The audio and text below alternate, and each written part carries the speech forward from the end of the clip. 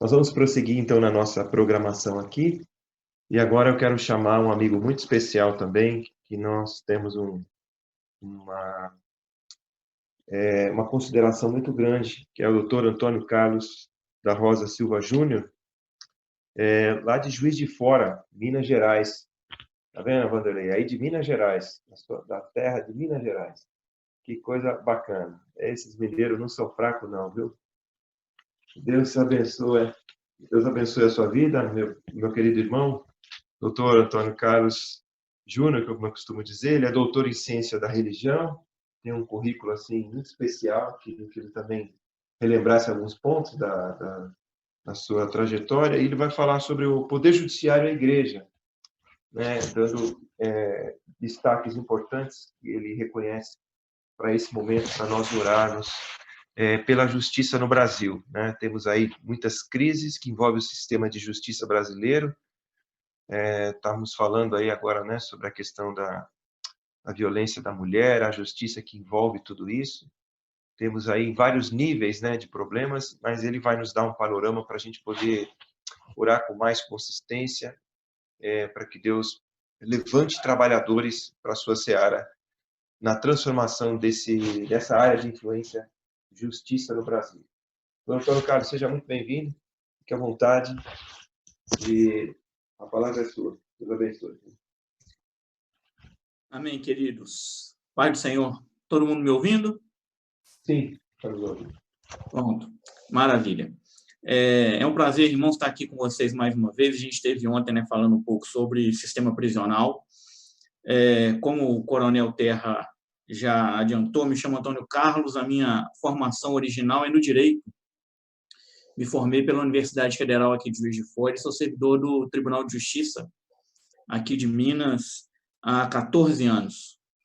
E pouco depois da minha formação no Direito, eu, né, fiz algumas pós-graduações e, por último, agora, há cerca de 2 anos, eu concluí o meu mestrado e o doutorado na ciência da religião, também aqui na Universidade Federal de Juiz de Fora. E é um prazer estar aqui com vocês falando sobre essa temática, né, do poder judiciário, da justiça de modo geral, porque, como o Coronel Terra já disse, são muitas as influências que o poder judiciário exerce na vida de todos nós, né? Por vezes a gente pensa só no poder executivo e no poder legislativo, né, que são aquelas pessoas nas quais a gente vota para exercerem um determinado mandato, mas o fato é que, dependendo das circunstâncias, a gente pode imaginar que talvez o poder judiciário interfira muito mais nas nossas vidas do que os outros poderes, né? Com o fato de que o poder judiciário não foi eleito por nós, né? Os membros do poder judiciário prestam concurso público para realizarem as suas tarefas. E eu penso que, para a gente falar sobre poder judiciário, sobre justiça e igreja, é importante a gente frisar um termo, né, que é muito utilizado pelos árduos defensores de uma igreja calada, né, de uma igreja que fica fora da esfera pública, que é o termo Estado laico. Eu acho que todos já ouviram falar nesse termo, né, nesse tal de Estado laico, e ele tem sido uma espécie de mantra, vamos dizer assim, das pessoas que querem fazer com que a igreja, com que a religião de modo geral, mas a igreja cristã em particular, não exerça qualquer tipo de influência dentro das esferas públicas, né? Dentro de qualquer tipo de discussão. E eu gosto de enfatizar, quando a gente fala sobre o Estado laico, é que o preâmbulo da nossa Constituição diz que essa Constituição de 1988 ela foi promulgada sob a proteção de Deus. E é muito interessante porque é Deus com um D maiúsculo, então não é um Deus de D minúsculo, e ela está promulgada não sob a proteção de deuses, mas sob a proteção de Deus no singular. Então é um Deus com D maiúsculo e um Deus singular. Isso é claro que vai nos remeter à nossa tradição cristã. A gente não pode separar ao nosso arcabouço jurídico, e eu poderia dizer até o mundo ocidental do cristianismo. né? O cristianismo é uma das grandes bases sobre as quais nós construímos o Ocidente. E eu penso que é muito importante a gente frisar esse aspecto, justamente para que a gente tenha condições de não sermos maltratados na esfera pública, né? Para que a gente não tenha a nossa voz calada nessa esfera pública e quando a gente vai falar de justiça. E eu tomei a liberdade, Coronel Terra, de pegar aqui uma fala do presidente do Supremo Tribunal Federal, ministro Dias Toffoli, quando ele ainda não era presidente do Supremo, mas em 19 de junho de 2012, quando ele estava na primeira turma do STF.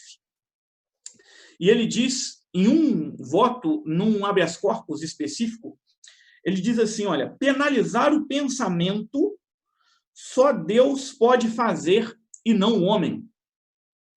Então, a gente pega uma corte de justiça em que a utilização de um fundamento, ainda que não único, exclusivo, mas um fundamento divino, né? No sentido de dizer, olha, a gente não pode criminalizar o pensamento das pessoas, né? A cogitação das pessoas, porque a gente ainda não consegue chegar nesse patamar, só Deus pode fazer isso.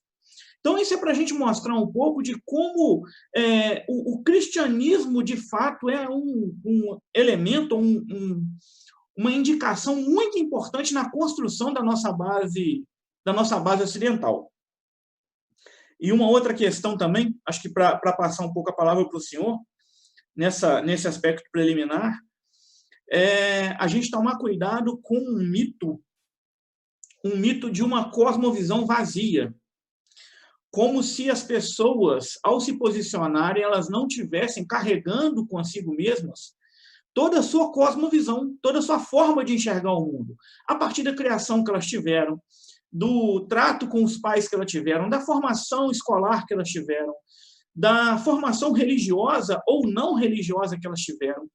Então, é impossível que a gente queira, de fato, separar essas duas coisas, né? Justiça e cristianismo, ou essa atuação da igreja, essencialmente também, eu acho que vale a gente frisar isso, no sentido de que só existem direitos humanos, e isso é um consenso entre os estudiosos de direito constitucional, só existe essa lógica, essa noção de direitos humanos a partir do cristianismo. Porque foi somente com Cristo que ficou definido que não importa se você é escravo ou é livre, é branco ou preto, é homem ou mulher, não existe diferença entre as pessoas. O que importa, Cristo disse, é que você seja parte do corpo de Cristo. E essa noção de corpo de Cristo, que é a igreja, fez com que nascesse essa lógica de direitos humanos, de dignidade humana. Então, hoje, a gente vê muito, às vezes, o Poder Judiciário usando o argumento da dignidade humana para falar contra a lógica religiosa cristã, quando, na verdade, só existe essa lógica de dignidade humana por conta do próprio cristianismo. Realmente, isso que você está falando é muito importante mesmo, porque o impacto do cristianismo na história, né, na cultura, a gente precisa sempre ressaltar isso. As pessoas não costumam fazer essa avaliação. E eu gostaria até, doutor Antônio Carlos Júnior, que a gente pudesse também, talvez, como hoje a gente está falando em justiça, né, intercessão pela justiça brasileira, talvez você pudesse colocar hoje, assim, de uma forma abrangente, hoje, se a gente fizer uma análise desde da formação dos operadores do direito, e dos gargalos mais críticos que você vê assim para nós intercedermos, comparando o Brasil talvez com países mais desenvolvidos ou na área da justiça, quais os pontos que você poderia ressaltar para a gente poder refletir sobre isso? Tá. Bom, nessa questão da própria formação dos operadores, né, eu tive a oportunidade de fazer uma faculdade de Direito numa universidade federal. E a gente já teve a oportunidade também de estar em universidades privadas. Eu acho que a própria formação jurídica hoje ela é bastante deficitária, porque tem se buscado formar pessoas simplesmente para repetir texto de lei. né, para ser quase uma decoreba, né? Você ensina o estudante a decorar. Como que ele vai passar lá na prova da OAB, por exemplo? Ele vai decorar o texto da lei e o que vai ser perguntado para ele é só essa dinâmica, né? O que no artigo tal está escrito? O que no artigo tal está escrito, né? Então, assim, é uma formação que ela é de muito baixa qualidade nesse sentido específico, né?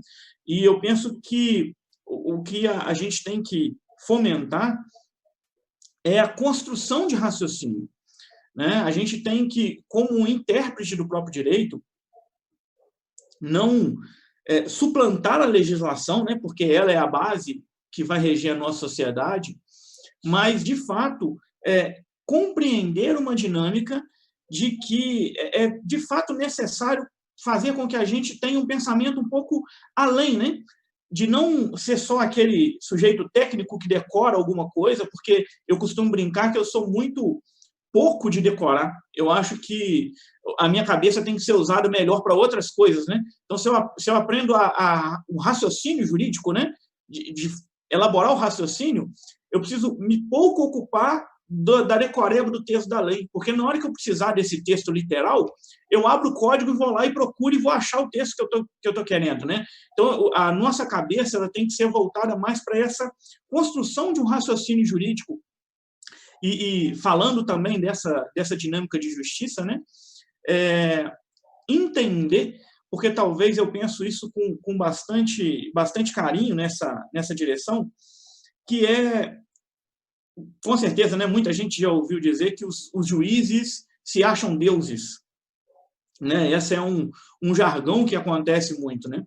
E que outros dizem, olha, os juízes se acham deuses e tem alguns juízes superiores que têm certeza que são deuses, né? Porque sobre eles está um poder assim quase que inesgotável.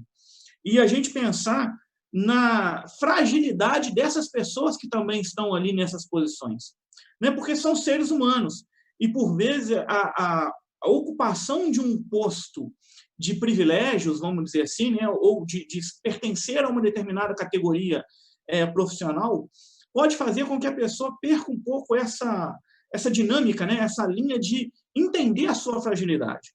E eu acho que esse talvez seja um bom motivo de oração, né?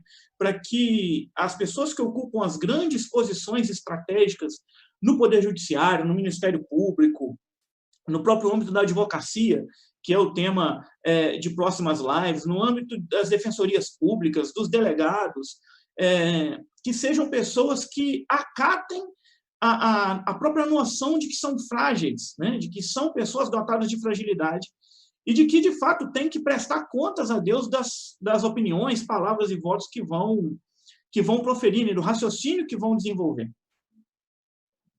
Sim, interessante. Interessante essa sua abordagem. E hoje, outra questão em relação à modernização do sistema judiciário brasileiro também, a gente tem ainda muitos pontos, né? A questão da morosidade, questão do... Agora a gente tem legislação, existe um esforço aí, né, do CNJ, não é isso? De modernização, também são questões importantes, né, que envolvem todo o sistema, né? Vamos dizer que um dos grandes entraves hoje do Poder Judiciário é, de fato, essa dinâmica de morosidade, né? A gente tem uma sociedade que existe depois do pecado, ela é uma sociedade que está imersa nos conflitos, né? E o que é o Poder Judiciário? O Poder Judiciário é esse instrumento, eu posso dizer que é um instrumento de Deus, né? Eu posso me recordar, por exemplo, de Moisés, no estabelecimento de um governo de justiça, né? Do estabelecimento de justiça diante lá do povo de Israel, mas o Poder Judiciário é esse poder que vai resolver os conflitos. Só que a gente está numa sociedade que ela é absolutamente cada vez mais conflituosa. Então, a demanda que cai sobre o Poder Judiciário, ela é, vamos dizer assim, quase que infinita, né? Porque a cada dia a sociedade que está imersa no pecado, ela cada dia mais quer fazer se valer desses conflitos, né, e jogar nas costas de uma outra pessoa, no caso do Poder Judiciário, a solução dos seus conflitos. E eu penso que o cristianismo, né, pode ajudar muito na pacificação da sociedade, né? Muitos tribunais, alguns tribunais já têm adotado chamar líderes religiosos para ajudar na conciliação, entendendo que a liderança religiosa ela exerce um papel importante na sociedade. O líder religioso ele é uma pessoa respeitada na sociedade, entre as pessoas. E chamando esses líderes religiosos para serem esses apaziguadores da sociedade, buscando a conciliação, eu penso que é um outro papel importante da igreja, né? Atuar como uma pacificadora social, como alguém que vai fazer com que as pessoas não exaltem os ânimos do conflito, mas sim entendam a necessidade de vivermos em paz e em harmonia uns com os outros. É verdade, que é justamente a questão do perdão, né? Como perdoar Sim. aquele que te ofendeu, que o perdão é divino mesmo, né? Algo que vem de Deus, e aí entra a missão da igreja, né? Somos ministério de reconciliação, né? Reconciliarmos uns com os outros. Muito bom isso, essa reflexão. É interessante mesmo. Temos esse grande desafio. Não sei se você tem mais algum ponto. Eu vou depois pedir ao Coronel Vanderlei que possa nos dirigir nessa oração pela transformação da justiça brasileira, engajamento da igreja, muito bem colocado aí nesses espaços de pacificação, né, de conflitos, para levar uma mensagem de reconciliação, do perdão verdadeiro de Deus, porque é isso. A gente sabe que os conflitos que existem entre as pessoas, a grande questão são os rancores que ficam, às vezes, duram anos, né? As pessoas, às vezes, morrem com aquele rancor, com aquela dor, né? Porque carregou a vida inteira um problema que aconteceu, às vezes, com ela ou com algum familiar, e a gente sabe que se isso não for realmente arrancado pelo Evangelho, numa reconciliação verdadeira, num perdão verdadeiro, aí entra, eu acho que esse papel que você coloca, né, da pacificação, realmente muito bem colocado. Somos chamados para sermos pacificadores, né, para cooperar, e isso acho que é um papel muito importante, principalmente agora que tem uma legislação nova, não é isso, em relação à participação na questão de conflitos, né? Nós temos uma legislação nova, né? Acho que é de 2015, né, se eu não me engano, que ampliou a possibilidade da participação na mediação de conflitos, né? É importante a gente salientar, Coronel, que essa ideia de perdão, é lógico que a gente não pode separar ela do cristianismo, né? Deus enviou seu Filho ao mundo para que reconciliasse consigo o mundo.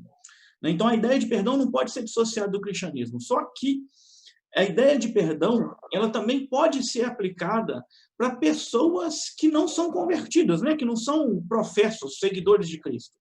Porque o perdão, eu coloco como um valor universal. Apesar dele ter uma raiz cristã, essencialmente cristã, que não pode ser separado do cristianismo, ele pode ser aplicado para todas as pessoas. Então, quando o Poder Judiciário chama lideranças religiosas para trabalhar com essa dinâmica de pacificação social, de exercício do perdão, ele não está sendo um Estado que viola esse Estado laico, né?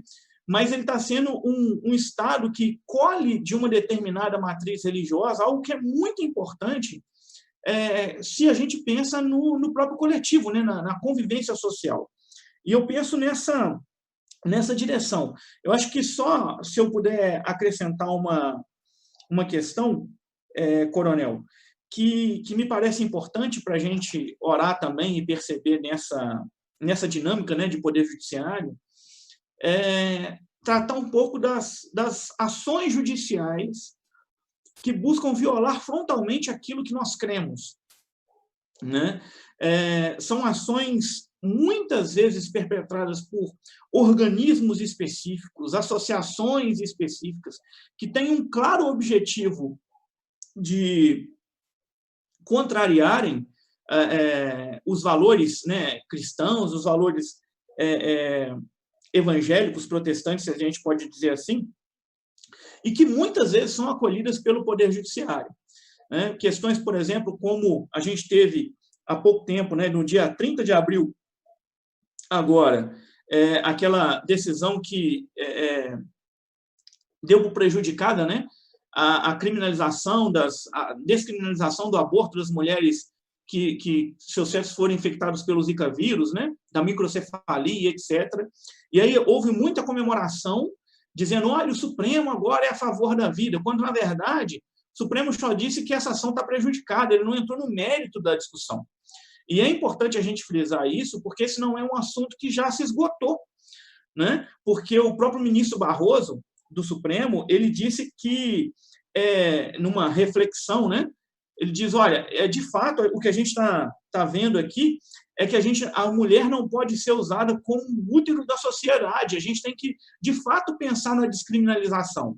Então, essa não é uma batalha que está ganha com essa ação, né, que foi julgada agora no finalzinho de abril, mas é uma pauta que eu acho que tem tudo a ver com o envolvimento de uma igreja que quer pensar né, dentro desse quadro. Se a gente imaginar que uma criança com microcefalia não merece não merece a vida, né? Que a mãe que aborta não tem que ser punido pelo crime de aborto, a gente daqui a pouco pode dizer que uma pessoa portadora de deficiência, qualquer que seja ela, também vai poder ser morta, porque é vida do mesmo jeito, né? Então, se eu posso tirar a vida de uma pessoa que tem microcefalia, que vai viver pouco tempo, que vai ter uma restrição cognitiva, comportamental, daqui a pouco vão poder dizer assim, não, então vamos matar um sujeito que nasceu, entre aspas, tá? Aleijado, sem uma mão, sem um braço, sem uma perna, porque daqui a pouco ele vai ser... a vida dele não vale a pena, né? E a gente começa a selecionar as vidas que valem ou não a pena, e eu acho que esse não é um papel que cabe ao Poder Judiciário. Então, existem muitas, né, outras pautas que estão dentro, né, e sendo decididas pelo Poder Judiciário, como questão de ideologia de gênero, nas escolas, se isso merece prosperar ou não. A própria, uma decisão do ano passado, né, que equiparou a homofobia ao racismo, e aí já tentando quase que restringir de maneira muito grande o papel da igreja, a operação da igreja nessa dinâmica de liberdade religiosa, porque disseram, olha, a liberdade religiosa está preservada, mas você tem que tomar cuidado com que seja discurso de ódio. E aí, bom, quem no final das contas vai dizer o que é discurso de ódio, né? Quem no final das contas vai dizer, não, isso aqui você extrapolou a sua liberdade religiosa e caiu num discurso de ódio. Então, acho que um motivo importante de oração é para que o Poder Judiciário não se encante com essa dinâmica de querer minimizar a importância da igreja, minimizar a importância do cristianismo e tente, né, vamos dizer assim, cada vez mais tirar a liberdade religiosa e atacar valores que são valores como a vida, como a liberdade religiosa, a liberdade de propagação da fé, que são valores que são carregados conosco há muitos e muitos anos. Muito bem colocado. A gente percebe claramente, você falando, né? Acho que todos nós percebemos isso, o quanto esse assunto é importante, o quanto nós precisamos nos organizar, né, para a gente poder termos pessoas especializadas como você, né, levantados por Deus, para nos orientar, porque é um campo muito vasto, né? São muitas áreas do direito, são muitas peculiaridades em cada um dos ramos do direito. Então, louvo a Deus pela sua vida, viu, doutor Antônio Carlos? Acho que a sua contribuição já nos alerta a importância de uma organização dentro dessa área de influência da justiça. Então, assim, para a gente fazer uma oração específica, eu vou pedir ao coronel Vanderlei que ore por isso, e também depois ore pelo doutor Carlos Júnior, que é um jovem, né? Você tem quantos anos, doutor Carlos Júnior? Pois eu não estou com muita jovialidade mais não, já estou com 36. 36, tá jovem, pô, 36 anos, um cara jovem, uma pessoa jovem que Deus levantou do nosso Brasil, né? A gente tem que agradecer a Deus pela sua vida, pelo seu trabalho. Você tem já alguns livros publicados, né? Você não falou daquele livro do direito religioso, esse que você colocou aí, não sei se você está com ele aí. Isso, olha, esse livro é um livro maravilhoso para a igreja. Depois você pode falar dele só para o pessoal. Esse é o último livro, né, que você publicou, né? Isso do finalzinho do ano Como é passado. que é o título mesmo? Não estou conseguindo ver daqui. Manual Prático de Direito Religioso. Nesse livro a Manual. gente faz uma abordagem, né, dessas relações jurídicas, né, de todas as questões jurídicas que são aplicáveis à igreja. Então, desde a construção de uma igreja, a construção de estatuto, ata, regimento interno, até questões de liberdade religiosa, direito previdenciário, direito trabalhista, tributário, questões relacionadas à som da igreja, uso capião, enfim, é uma obra que tem 460 e poucas páginas, e a gente construiu justamente para ajudar a igreja a pensar melhor os seus direitos e os seus deveres naquilo que envolvem, né, essa relação jurídica da igreja com o Estado, com a legislação, enfim. Então, uma obra maravilhosa, né, no direito. Então, além da sua expertise aí na área também do sistema prisional, pesquisa que foi feita, né, você tem acho que 4 livros, né, na área do, não é isso, se eu não me engano? Isso, mais alguns livros na área de capelania, alguns de Também na área de penal capelania. e outros específicos na área Então, da capelania prisional. Inclusive, a gente, pois é, não. tomando a liberdade, Coronel, se alguém tiver interesse, porque a gente acaba publicando, né, além dos livros, artigos e outras questões, tem um site, que é o nosso site, que é direitoereligião.com.br. Então, direitoereligião.com.br, o objetivo nosso ali é municiar a igreja dessas questões jurídicas. Eu costumo brincar que eu não posso advogar, porque sou servidor do Poder Judiciário, né? Então, eu não estou ali para colocar uma pulga atrás da orelha do líder da igreja para ele me contratar como advogado para resolver o problema, né? Porque eu não posso advogar, não posso fazer isso. Então, o objetivo é de dar instrumentos mesmo para a igreja, para a liderança, para que ela consiga conhecer melhor esse arcabouço. Amém. Então, só repetindo, direito e religião, né? Isso, .com. direitoereligião.com.br. Isso. Então, vale a pena aqueles que puderem conhecer a literatura, esse material todo, realmente é muito rico. Eu vejo que Deus te levantou aí nessa área da justiça, do direito, para ajudar a igreja brasileira. Isso é uma bênção para nós. Então, Vanderlei, se podia orar pelo doutor Antônio Carlos Júnior, eu sinto que ele é uma referência na justiça, nesse assunto, né, aqui no Brasil, é um jovem que está despontando, e nós precisamos orar para que Deus mobilize outros irmãos e irmãs para essa reconstrução, né, de todos os pontos necessários para que a nossa justiça possa agradar a Deus verdadeiramente em cada uma das áreas necessárias, tá bom? Amém. Pai, primeiramente nós queremos pedir perdão ao Senhor como igreja. Pode parecer forte, mas a palavra é essa mesmo, pela nossa omissão, Senhor. Temos sido omissos com relação a ocupar e influenciar as diversas áreas, seja ela da justiça, da educação, da economia, da saúde, de tantas quantas áreas o Senhor assim nos permitir entrar.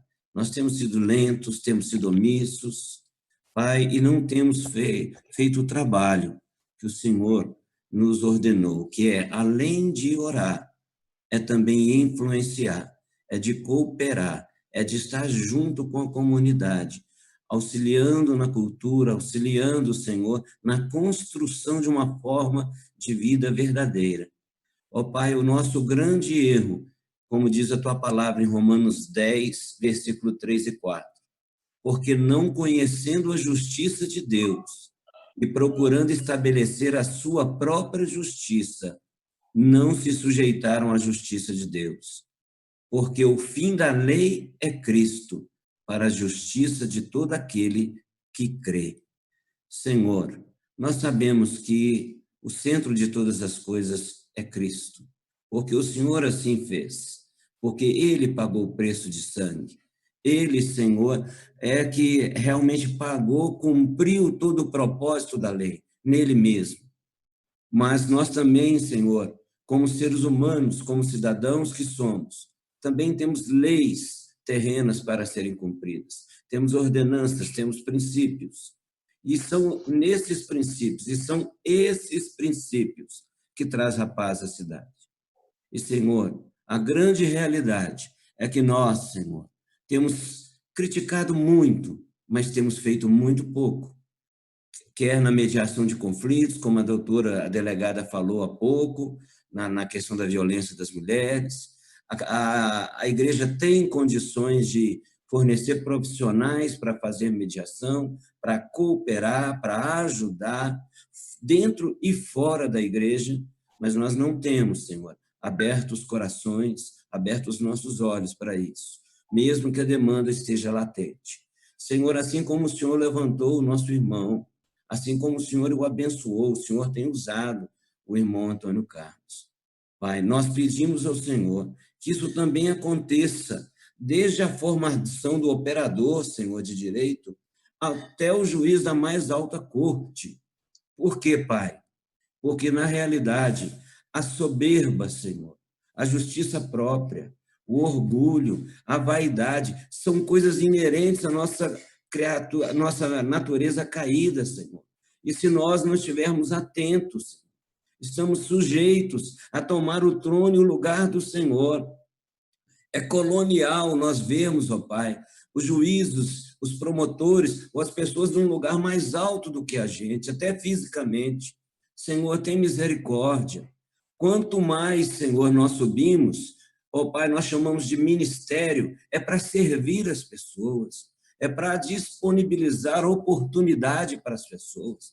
Toca, Pai, no coração, Pai, de todos esses que compõem o sistema de justiça, Senhor. Em nome de Jesus, não só o criminal, Senhor. Nós temos aí um eleitoral também que precisa de ser tocado, que precisa de ser mudado, que precisa de ser transformado. Senhor, eu concordo com meu irmão quando ele diz, hoje nós somos muito mais conduzidos pelo que fazer e não fazer, ou seja, pelo judiciário, do que pelo legislativo e executivo, Senhor. Na verdade, hoje tudo é relativo, tudo vai ser definido pela justiça. Acaba-se com a justiça. Ó Deus, em nome do Senhor Jesus, toma o coração desses homens e dessas mulheres, Senhor. Transforma, Pai. Usa o ministro da Educação para, na área da educação, Senhor, ser usado como instrumento do Senhor para poder mudar toda essa estrutura de ensino que também tem a ver com a justiça. Ajuda o ministro da Justiça, Senhor, a operacionalizar, a tornar dinâmico, justo, Senhor, corrente esse sistema de justiça. Nós, Pai, temos a corrupção, Senhor, no centro de todas essas coisas. Tem misericórdia, Senhor. Temos a busca de poder. Pai, nós fazemos acepção de pessoas. Quando eu falo nós, porque os judiciários são seres humanos e nós pecamos. Assim nos ensina o Senhor a orar. Porque nós pecamos, nós nos corrompemos, nós olhamos para quem tem muito dinheiro e quem tem pouco dinheiro, nós olhamos para a cor, nós olhamos para várias coisas que caracterizam as pessoas. Dependendo do processo, anda mais rápido, dependendo de quem é, não anda mais rápido. Senhor, tem misericórdia, muda a nossa situação, muda, Senhor, o judiciário, muda em todos os níveis, Senhor, seja ele, Senhor, no nível estadual, federal, municipal.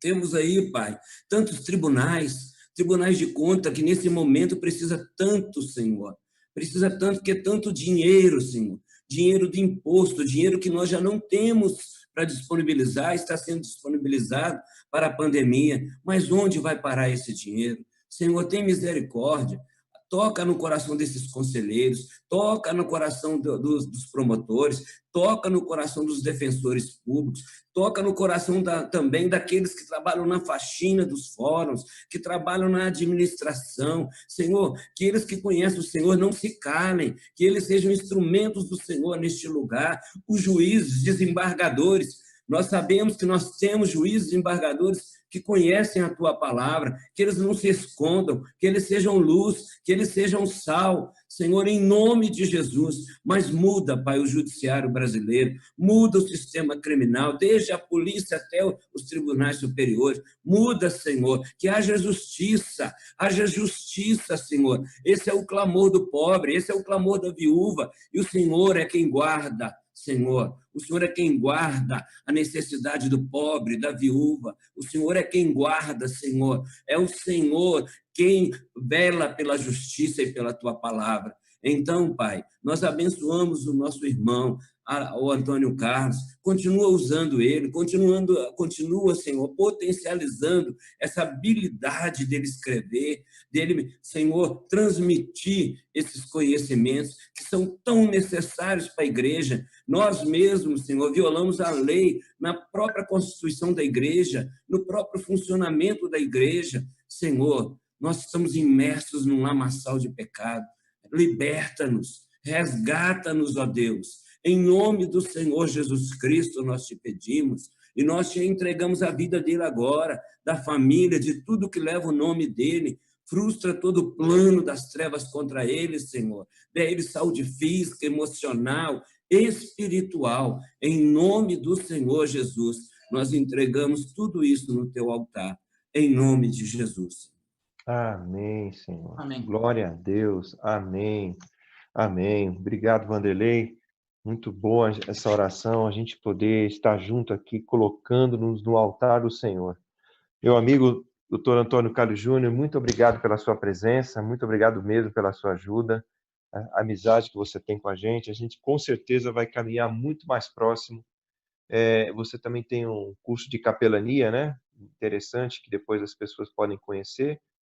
E só reforçando então no site, quem quiser mais informações, direitoereligião.com.br. É isso, né? Perfeito, Coronel. Eu agradeço a oportunidade, Coronel Vanderlei, Coronel Terra, Kelly, todo mundo que está por aqui, e você também que está nos assistindo. Que Deus te abençoe, te guarde, e que continuemos a ser instrumentos. A Kelly está apontando lá um dos livros que a gente escreveu. Muito jóia. Deus abençoe, viu? Muito jóia. Obrigado, viu? Deus abençoe grandemente. Glória a Deus. A gente deixou o seu contato no chat, tá bom? Seu telefone, seu e-mail, aquele que você deixa disponível no seu livro para as pessoas poderem também se comunicar com você. Amém. Tá bom. Obrigado, Glória Kelly. a Deus. Muito obrigado, viu?